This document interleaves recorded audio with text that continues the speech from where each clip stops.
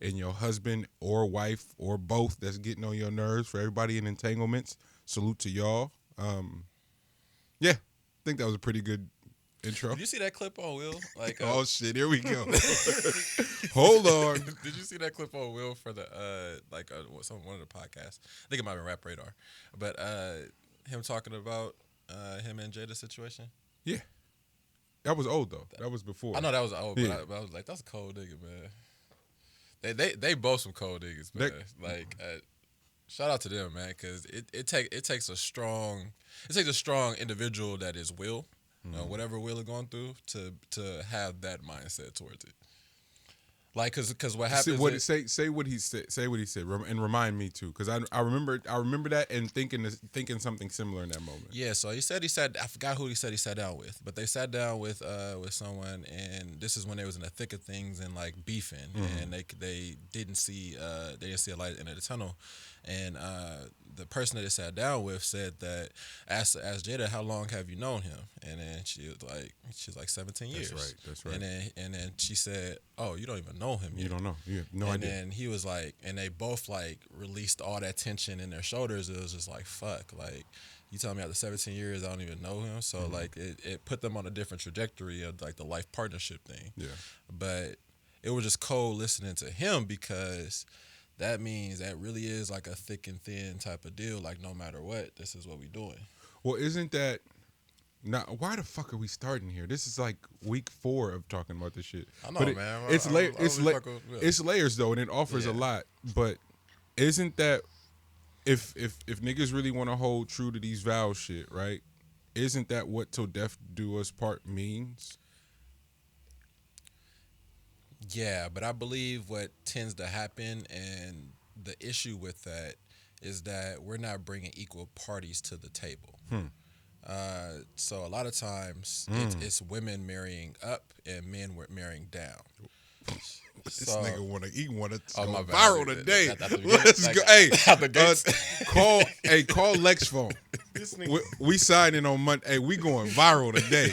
Come on, G. this nigga Talk- L came out shooting. This nigga, It's 8 a.m., for the man. record, We it's out here. 8:00. I just want to let y'all We know out we here. starting Let's go. earlier than our usual start time. So blame it on the start time. L here today. My bad, G. Go ahead. Do Yeah, it. nah.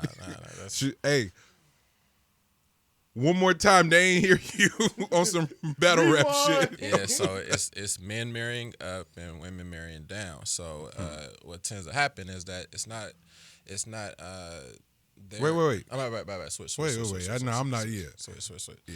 Switch. But what tends to happen is that since they're not equal parties coming to the playing field, coming to the table, then they're not able to get to this level of understanding with each other. So- because they're not bringing that level of respect to the table to begin with, because of the lack of balance between the parties. So you're saying the balance that existed between Will and Jada, not even on no like.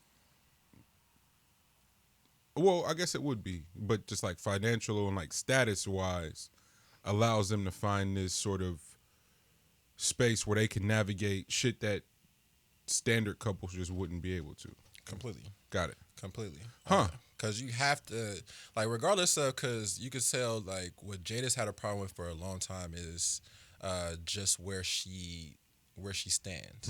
And she's had this issue for a minute now, and she's still trying to figure that out right now. I never understood how she could do the red table talk, That part. and no one hear her for real.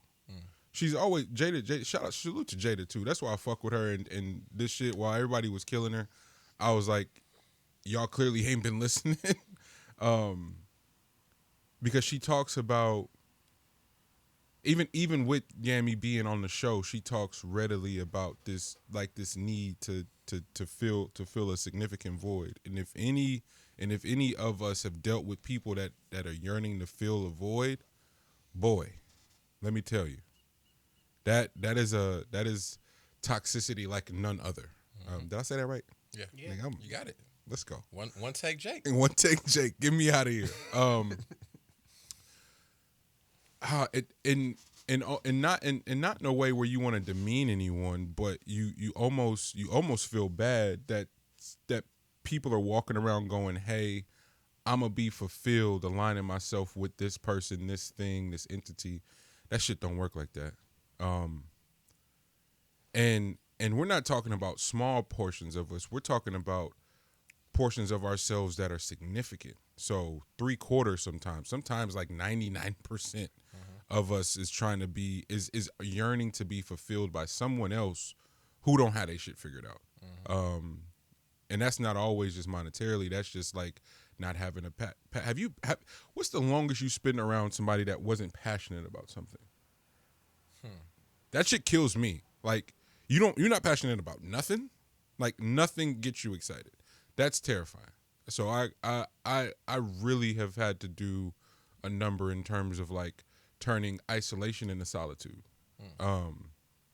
And in that, it's hard because you become hella cool with your demons, and I'm also of the understanding now that ain't the worst thing in the world either. Like to really unpack them motherfuckers and Kobe, the Philadelphia 76ers, and honoring Kobe, enshrine his 10 principles, and I forget what the one. Oh no, I didn't forget it. Work on your weaknesses.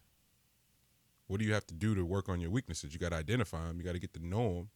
Like if whatever you tend to do well, basketball has been the greatest sort of metaphor for life for me. I don't know if that's been the same for you, G, but game film, for example, we never watched the game film after we won, ever. And it always made me think about it. I was like, damn, we don't harp on the win, but you lose, nigga. Film sessions be crazy after you lose, and because usually when you win, you're gonna have to watch film on the other team regardless. So that's a thing. You have the option to watch personal film on yourself and your matchups and shit too. You got that option. But in terms of a win, the status quo for the week is like, all right, let's just get on to the other team and watch the break them down. But if you lose, coach is about to take y'all through the ringer and watch everything y'all did wrong over and over again. Zoom in and personalize, make everything personal. Monty, you didn't get back on D. You didn't do this. You didn't do that. You not okay, bruh. Get it. But something always happens in that week of getting your ass kicked. You come out with this crazy chip and this hyper focus on everything you may have not done the week before or the game before. And it's a true metaphor for life, where in relationships, for example, I have a tendency to get mad tunnel vision and not communicate. So it's like, all right, fam, you know what your weaknesses are. Don't make the other person feel crazy for when they point them out. And when you realize you're doing it, immediately stop, pivot, apologize, correct it, and do the right thing. But I don't know how we get in this space to just like wanting to prop up our strengths when we know don't nobody know better than us what our weaknesses are. No one. And so that's that whole demons thing, is like just getting familiar, and it's scary too. It's scary and it's not glamorous. People don't tend to like harp on those because I would say that their drawing factor would be what other people's perception of them are. So if you live in the bubble of what other people perceive you as, then you're only going to prop that part up without working on your flaws, because all you're doing is surrounding yourself around folks that are telling you what your quote unquote genius is. Yeah, you know what I mean. And the art that happens with like a lot of people that are like of that stature is that they do tend to deal with their inner turmoil and inner, like, you gotta think about it. Artists are great at what they do because of their inner turmoil. And they spend a lot of time with it. Yep. You know what I mean? Like it's sickening how much time is spent by yourself. Yeah.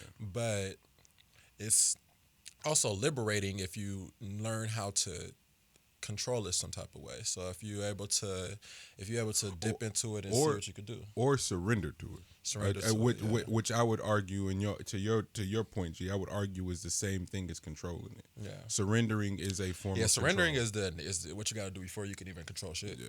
Because you can fake it or act as if you're controlling some shit, but best believe once something goes awry or wrong that you did not see coming, that shit's gonna throw you so fucking far off your axis that it's gonna take you a minute to get back to it because it wasn't built off the proper infrastructure. So you definitely gotta succumb first. I do agree with that. Yeah, man.